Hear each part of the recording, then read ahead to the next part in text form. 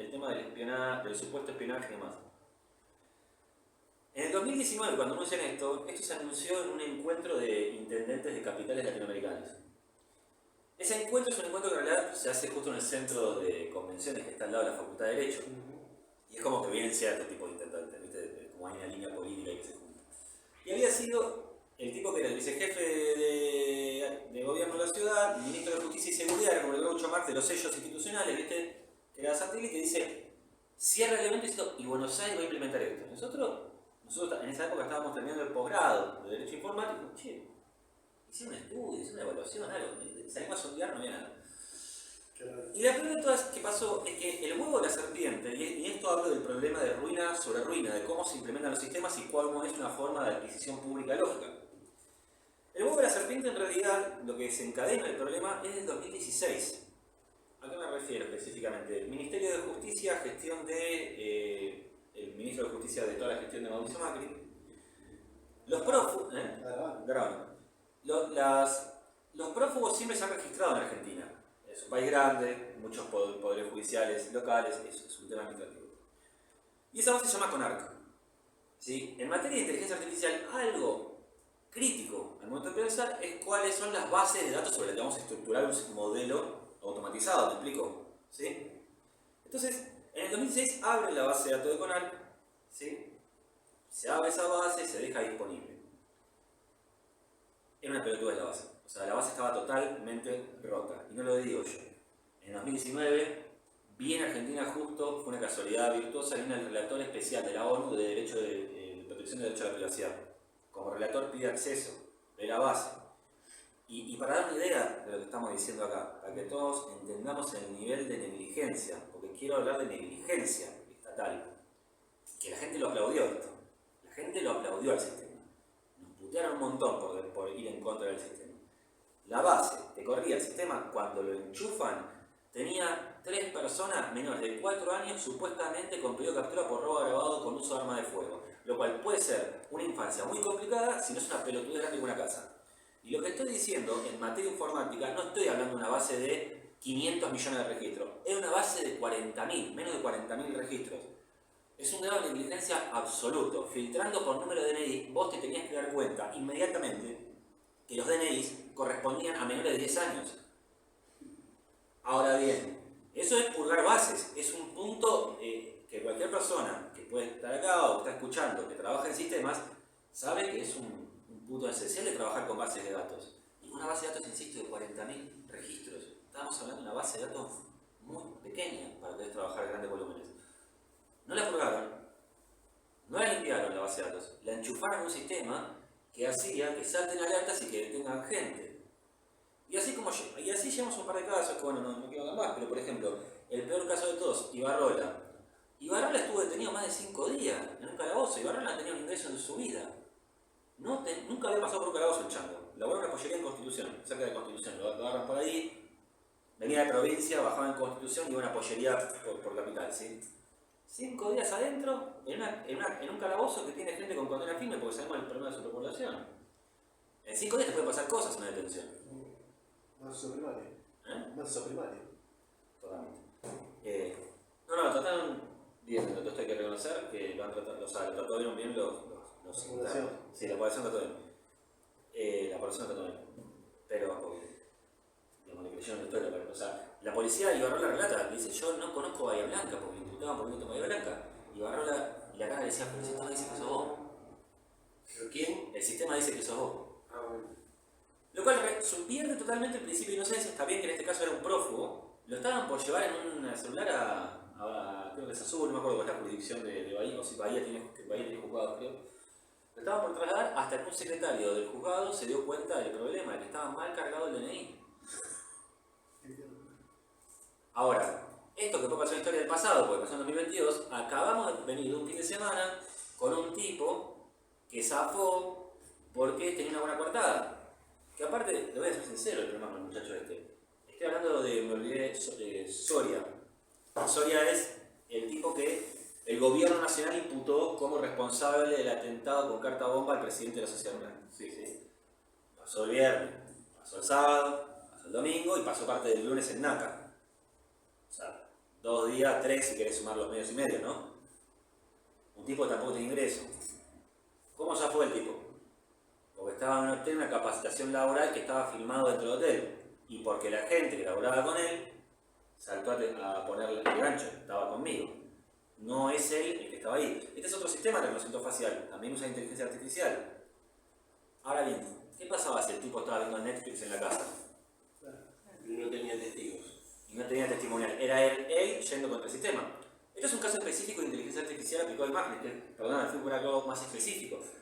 Pero entonces digo, el sistema que usaron es de Nación, es otro, estaba mal hecho todo digamos, por ejemplo, Tony Coleman hace un informe con bastante información detallada de cómo fue el procedimiento de la policía. Si fue así como dicen, es como bastante irresponsable todo lo que hizo la fiscalía, de a un tipo solamente porque marchaba una imagen con una videocámara, mandarlo a detención, sin hacer inteligencia previa o un conjunto de cosas que son previas a una detención. Pero todo esto en el afán del Ministerio de Seguridad, el lunes hace una conferencia de prensa y lo tenemos y todo esto. Es decir, ¿a qué quiero llegar con esto? Creo que puedo marcar acá 3 puntos centrales de la idea que es, yo no sé si es algo que ya se usaba, porque estamos hablando que el Estado adquiera y el Estado no es sujeto de derecho, es garante de los derechos. Segundo, un proceso de erosión bastante grande de las capacidades estatales mediante la tercerización o privatización instrumental por la adquisición de esos sistemas. Y tercero, la ausencia total de una política consistente tecnológica de ver cómo demonios implementamos esto. Yo estoy contando el caso de CRFP en la ciudad, un listado totalmente roto. Un tipo que estuvo 7 días, 5, entre 5 y 7 en NACA. Ahora, Ministerio de Nación de vuelta se manda un tipo que estuvo 2 días y pico, fin de semana adentro. Entonces, más allá de esta crisis, de representatividad que hay y demás, creo que podemos frenar la bocha y decir, che, el capítulo monoplay lo vimos todo. No caigamos con la brillantina de los espejitos de colores, porque la vez pasada terminó un genocidio. Esto, bueno, ahora terminó, porque si no, va a terminar peor. Entonces, yo creo que eso puede ser un disparador para pensar, que me parece súper importante que esto se charle desde lugares de trabajadores estatales. Porque quizás es el lugar donde más va a importar esto, para defender los derechos de las personas. Sí, yo un par de cosas que te quería preguntar también, entrando ahí en el rol de periodista. ¿Cómo, digo, tenemos ya antecedentes de lo que sucede en redes sociales al estilo X y demás, ¿no? Digo, durante el gobierno de Macri hubo una persona que había sido detenida por haber amenazado supuestamente al presidente. Tenemos antecedentes también de cómo se puede pensar algo parecido con respecto a lo del ciberpatrullaje cuando se habla de ese tipo de cosas. Sí, mira, yo lo que recuerdo es gestión de Alberto, específicamente estaba Sabina Federic, y es un tipo que tuiteó cuántas rentas lo saqué o algo así, me acuerdo. A ver, yo creo que la situación que está pasando específicamente con la política de seguridad y más puntualmente con lo que llamamos ciberpatrullaje es más grave de lo que la gente está charlando hoy en día. ¿Por qué? Este gobierno, que tiene 9 meses de gestión, saca 3 resoluciones. Yo me las anotaba acá, mientras arrancamos. Tiene 3 resoluciones del Ministerio de Seguridad que van estructurando una política pública, ¿sí? Una es la resolución 428-24, que es la que restaura el ciberpatrullaje, ¿sí? Con muy pocos controles, por un lado. Después está la resolución 710, que establece la unidad de inteligencia artificial aplicada a la seguridad. Y hoy salió otro que es la 914-24, que genera un sistema, una estructuración que es el CS5. Con los nombres se copan.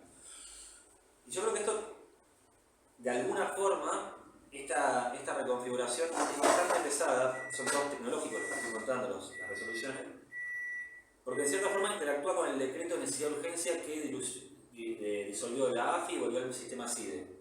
¿Sí? Esto, yo siempre cuando hablo en la facultad o en conferencias sobre tecnología, siempre digo, y sobre todo cuando me llaman en sindicatos o organizaciones políticas, siempre digo que hay una cosa que hay que evitar con estos debates, que es evitar la idea de pensar que algo es nuevo y no escuchar a lo viejo. ¿Por qué? Porque si vos analizás lo que está pasando con estas resoluciones, más allá de la cuestión tecnológica, podemos entrar, hay en el 84, digamos 83, pero 84 arranca el gobierno del Consejo, cuando vuelve la democracia, Más allá de la vuelta a la democracia hay un par de promesas políticas que son programáticas del 84 y de la era alfonsinista.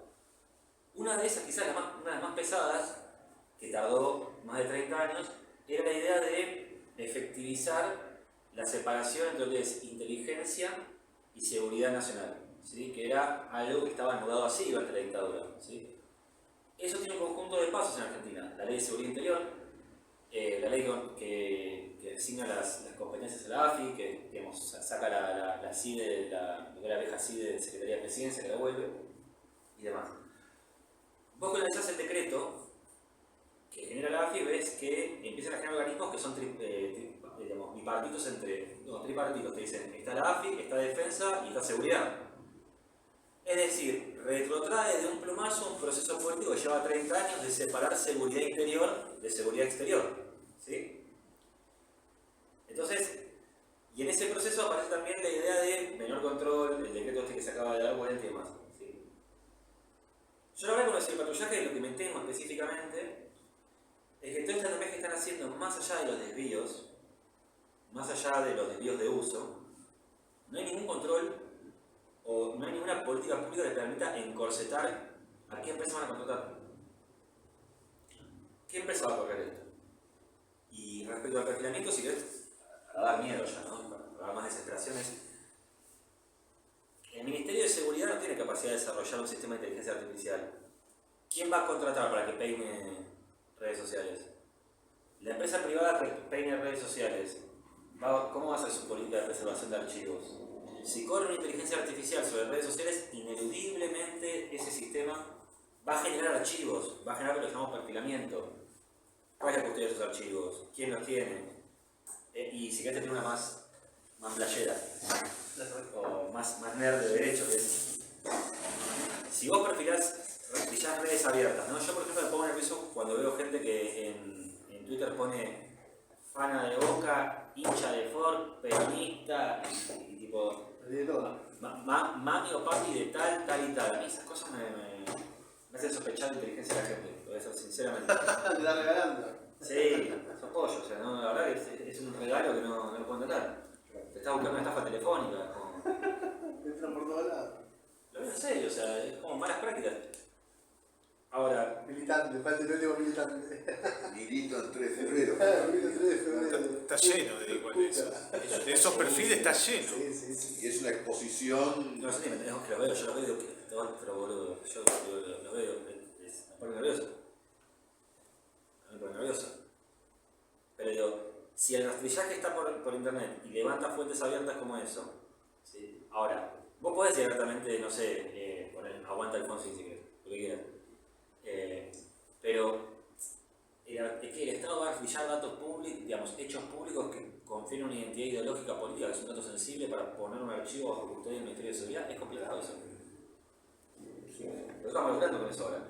Yo estoy viendo ahí un par de cuestiones que el otro día vi una nota, justo estábamos hablando el otro día, estábamos intentando ayudar a los compañeros de la revista Crisis, el tema de amenazar, y ellos habían hecho anteriormente una nota que hablaba de las milicias digitales de Milei. Sí, me acuerdo. Y te daban el ejemplo de gente que por ahí tenía una cuenta popular en redes sociales, en X, principalmente en X, donde podemos decir que se discute muchas veces de política y demás, y decía, che, aparece un tipo como el Gordo Dan que hacía de que a los que tenían cierto perfil, que empezaba a levantar el vuelo, cierto perfil, de repente le empezaba a haber un hostigamiento, empezaban a tener un montón de datos de esa persona, dónde vivía, y si tenías una cuenta falsa, pero ellos podían detectar quién era la persona que llevaba esa cuenta falsa, empezaban a hacer algunas cuestiones como por ejemplo, algunas actividades que son muy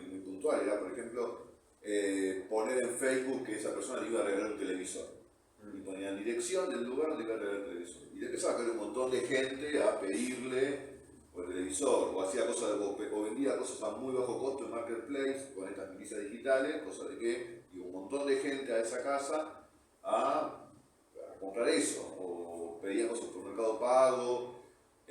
Claramente ahí estamos hablando de un montón de datos que tienen que tienen acceso a otro tipo, porque están diciendo, che, están haciendo una especie como de extorsión, de seguimiento a gente que por ahí hizo un par de posteos en redes sociales, van en contra del gobierno y resulta de que después aparecen las milicias digitales que saben quién sos, dónde estás, sacan todos esos datos.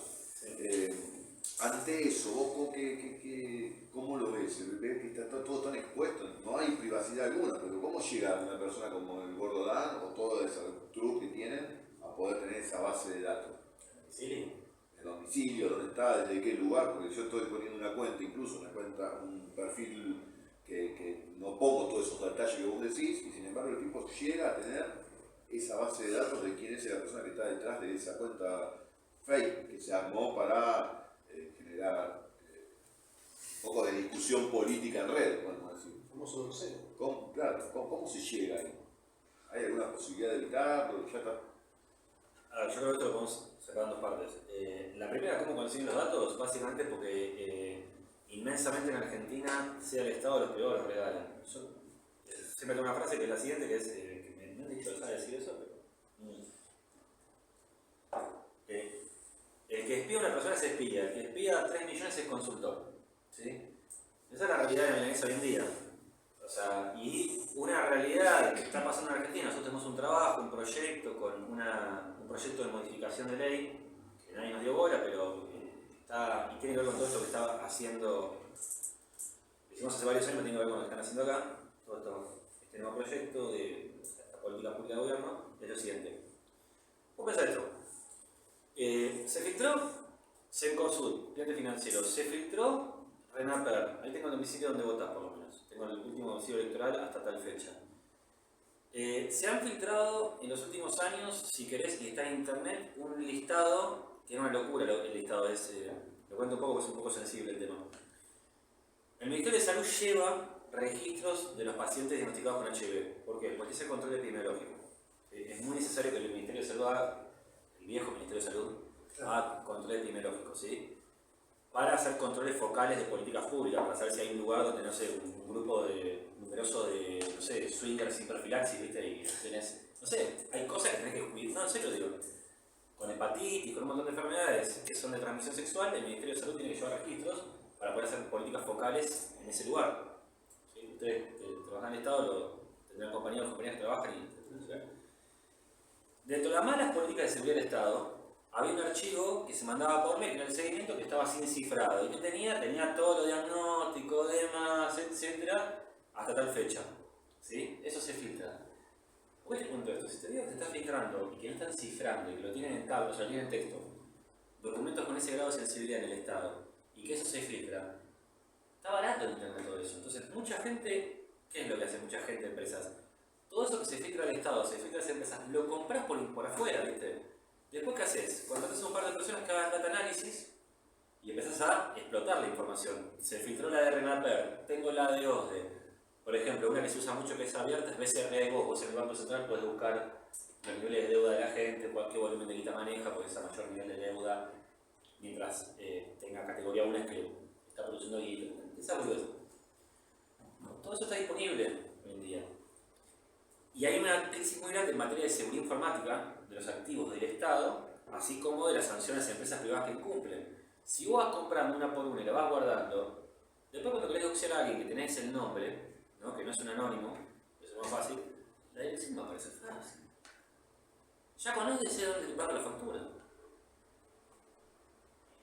Si tiene dónde. Ya con Cencosud, si tenés, compras el macro, sé dónde ir.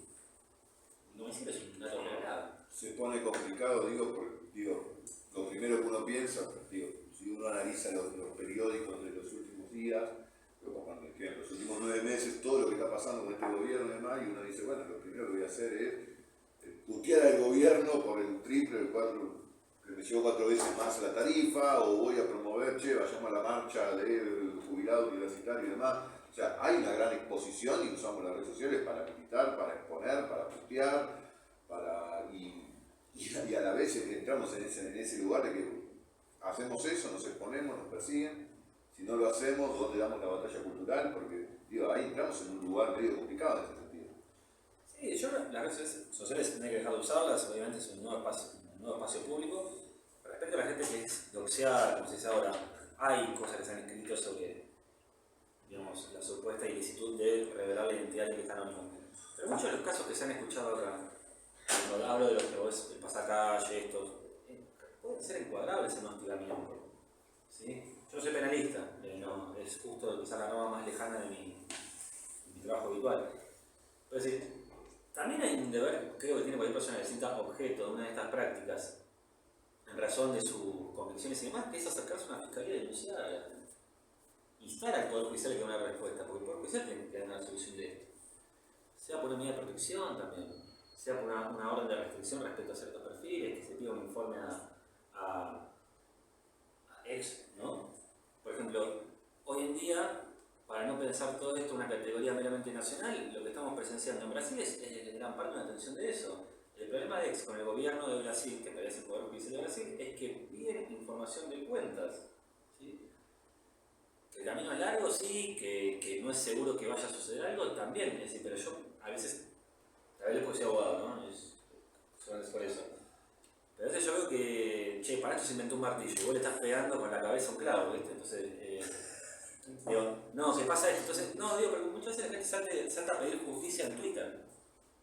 A mí me pasa esto, y decís, bueno, pero fuiste a hacer una denuncia por esto, policial, una fiscalía. Está bien que está en descrédito de mayo, a veces creo que la gente es muy dura con la justicia, de formas injustificadas, es una discusión más grande, la damos en la facultad. Hay errores y demás, pero hay cosas que hay que salvar.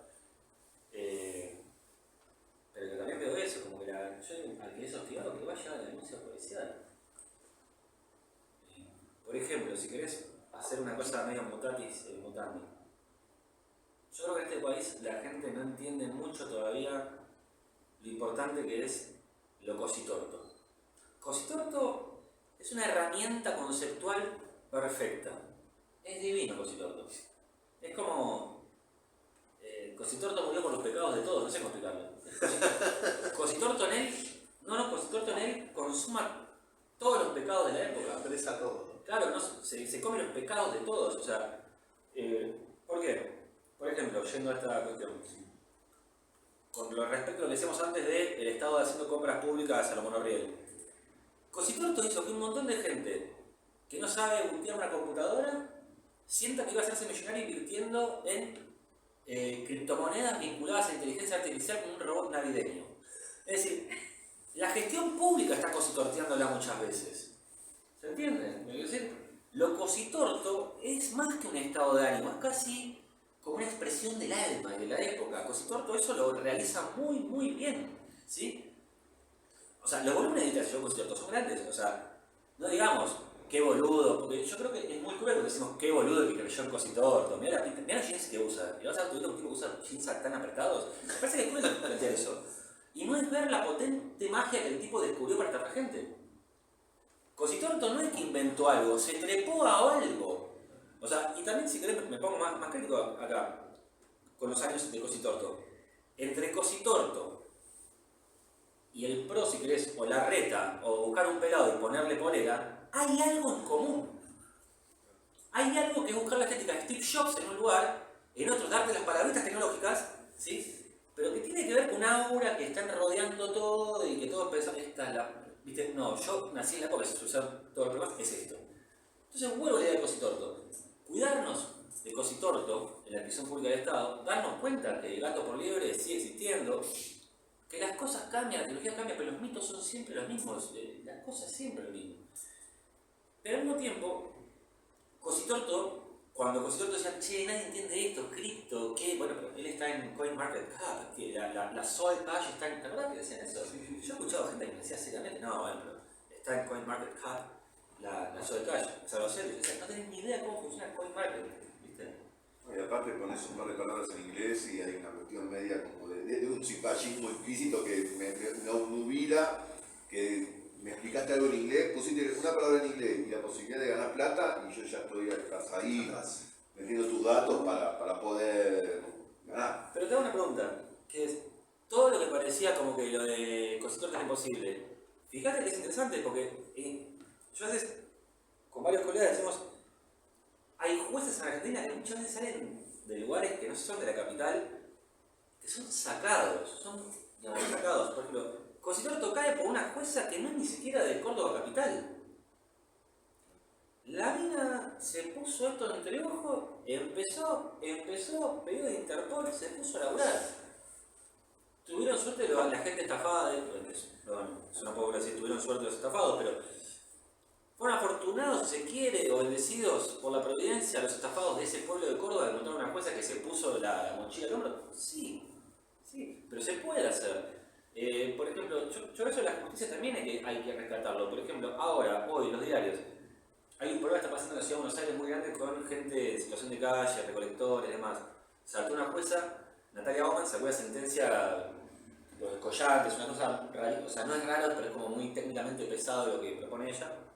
Salió un titular de Cátedra Guarda, Rosconi, a bancarla en Infobae, ¿no? Sacó una jueza de primera sacó algo revolucionario. Se la jugó en favor de, como dice Rusconi, una jueza que tomó el robot del... Están esos jueces también. Como también estuvo, por ejemplo, un juez llamado Gabriel Cavallo, el tipo que primeramente reabre antes del Tratado de Roma la imprescriptibilidad de toda la humanidad en 2001. Nadie lo se dio a bancar, después tuvo que tomar algo por presiones allá. Entonces, esos jueces también están. Entonces, al que siente que está siendo doxeado, además, fiscalía. Te hago una pregunta, porque me quedé dando vueltas con esto que decías vos, la exposición de los compañeros, o poniendo incluso en su perfil de Twitter o en su perfil de X cosas que vos decís, te estás regalando. ¿Sigue esa lista de cosas que donde vos decís, che, o se están regalando, o dejémonos de regalar, o dónde empezás a tener ciertas precauciones? Yo lo digo por una cuestión mía personal, yo soy como no me gusta... No, pero igual está bueno decir, che, ¿qué precauciones tenemos que empezar a tener en cuenta o a dejar de exponernos? Pero no está mal, yo lo que digo es, si vos pones Ford, peronista, mami de 13, mami de Lautaro, Juancito y Florencia, ¿viste? No es una cuestión lógica, te llaman por teléfono y dicen, ¿sabes que te llamamos de la concesionaria Ford por una promoción para gente hincha de Boca? Que tiene 3 hijos y todo eso. Sí, y tenés que darte cuenta de que esas cosas pasan, ¿viste? Yo creo que están los fantasmas de las amenazas, eso está ahí sin lugar a dudas, pero tampoco ponerse la cabeza con el miedo, tener un poco de prevención. Mirá, yo te cuento algo, yo creo que hay un problema bastante grande que está pasando con internet que le pasa a la gente sub 40 o sub 45. Y le pasa un poco, la gente mayor a 45 se pone en un lugar, y los sub 45 nos ponemos en una que está bajo el riesgo, que es. La gente que es medianamente nativa digital, los sub 45, están como, yo la entiendo, yo esta la entiendo, ¿viste? Entonces, se comete un error que es medio humano, que es decir, el pasado de medio brutos, todos pelotudos, todos giles, ¿viste? Entonces vos pensás que el pasado de la humanidad son todos pelotudos, que en tu presente vos sos el que la vio, y que el futuro es una continuidad de vos. Cuando en realidad, si vos ves esto, es una mamushka de cada generación diciendo qué pelotudos quedan los de antes, ¿viste? Es como pelotudo del de antes, pelotudo del de antes, pelotudo del de antes, y así sucesivamente, ¿viste? Como los Simpsons, otra vez como los Simpsons. ¿Cómo cuál? Te va a pasar a ti, le decía el abuelo. Te va a pasar a ti, ¿viste? La onda de las ondas. Yo conozco muchos ayudantes de 22 años y ya andan en algunas en internet que a veces yo es como muy palabras, cosas, ¿viste? Cuando te cambio entonces. Pero una cosa más es, quiero esto, que toda la gente tenga esto. De la misma forma que cuando salió internet, la tía Pocha parecía una adicta a los memes de gatitos y vos decías no entiende internet, te va a pasar a ti. Entonces, es básicamente tener la bocha un poco, pensarla, tener un poco de mente de distancia respecto al fenómeno, nada más. ¿Viste? Yo no creo que haya que dar miedo ni nada, hay que básicamente tener un poco de frenar la bocha, ¿no? El otro día vi en internet, no me acuerdo, en X lo vi, no me acuerdo el nombre de usuaria que principalmente, pero decía algo así como, había una campaña de algo que me parecía que estaba buena, estaba un poco más pilla, me imagino que debe conocer de cuestión de derecho, decía, pero no me terminó de cerrar el tema del formulario de Google, ¿no? Entonces, ¿el formulario de Google. Sí. Esta cosa de, bueno, yo lo hago muchas veces, lanzo una charla o algo, y pongo ahí el formulario con un montón de datos que voy poniendo ahí, que para mí la pregunta es una forma también de regalarse cuando uno va anotando casilleros en cosas que uno quiere Ni hablemos de los chains, ¿no? De la recolección de firmas de change.org y demás, que también dicen en algún momento de que eso también es capturar datos juntó 1 millón de firmas para salvar tal cosa. Son maneras también de regalarse y de exponerse en línea con respecto a ese tipo de cosas. A ver, yo creo que ahí necesitamos todos tomar más conciencia de esto en un sentido de que acá sí hay algo que cambió respecto a nuestros viejos, ¿no? Yo cuando tengo un amigo, un compañero, que mi mata tiene lo que podríamos llamar un superpoder, si no fuera porque tiene origen traumático, que se acuerda mi teléfono de memoria. ¿Sí? Es un tipo, tiene 70 pílulas ya, y se entenderá porque se acuerda mi teléfono de memoria, no usa agenda. Intenta no usar agenda por muchos años, porque ha vivido otras épocas de la Argentina. ¿Sí? Tiene como esas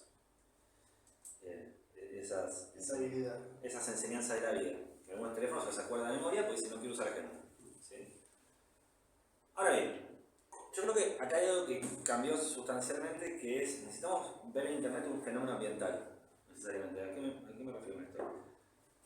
Esta gente tipo el Gordo Dan, estas cosas serán hechos puntuales, anomalías que suceden por debajo, ¿sí? Que tienen un sistema específico, ¿no? De ir a buscarlo.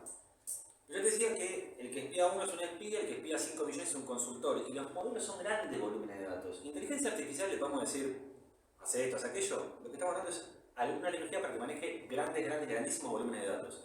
Sea que haga un dibujo, porque tiene grandes volúmenes de datos de base para entender qué lo que tiene que hacer, sea que haga un texto predictivo, lo que significa son datos. Los volúmenes de datos que se están trabajando hoy en día son inmensos, ¿sí? Entonces, yo no quisiera digamos, dar la idea que yo fomente un miedo de decir tener cuidado, demás, porque la verdad es que si en espacios como este, la gente que viene a casas como esta se lleva la idea de no uses internet, los que van a